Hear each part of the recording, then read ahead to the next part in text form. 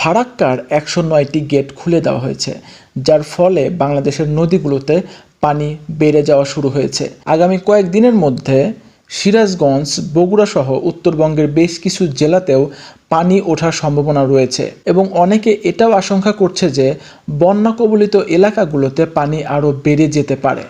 কিন্তু আমাদের বাংলাদেশে বেশ কিছু টিভি চ্যানেল, বেশ কিছু নিউজ চ্যানেল আমাদেরকে খবর প্রোভাইড করছে যে ফারাক্কার ১০৯টি বাঁধ খুলে দেওয়া হলেও পানি সেই পরিমাণ নাও বাড়তে পারে, অথবা তারা আশঙ্কা করছেন যে পানি হয়তো বা বাড়বে না। কিন্তু আমরা বাস্তবে কিন্তু ভিন্ন রকম চিত্র দেখতে পাচ্ছি। যেরকম আমরা আমাদের অঞ্চলের যে নদীগুলো, সেগুলোতে কিন্তু আমরা দেখতে পাচ্ছি যে গতকালের থেকে আজকে কিন্তু পানি বেশ কিছুটা বেড়েছে এবং আশঙ্কা করা যাচ্ছে যে এই পানিটা আগামীকাল অথবা কয়েকদিনের মধ্যে আরও বাড়তে পারে। তো এখন আমার প্রশ্ন হচ্ছে যে টিভি চ্যানেলগুলো যে এই নিউজগুলো করছে আসলে কিসের ভিত্তিতে করছে আমি জানি না।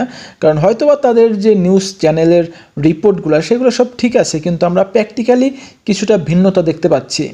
তো এর সত্যতা যাচাই করার জন্য আমাদেরকে কয়েকদিন অপেক্ষা করতে হবে। আসলে দেখতে হবে যে আসলেই পানি কি বেড়ে যায় নাকি পানি স্থির থাকে।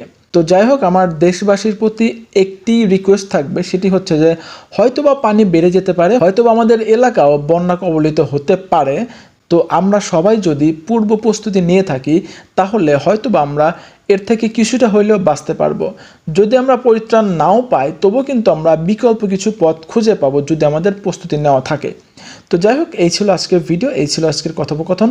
দেখা হবে পরবর্তী ভিডিওতে। সেই পর্যন্ত ভালো থাকবেন, সুস্থ থাকবেন, আমাদের সাথেই থাকবেন।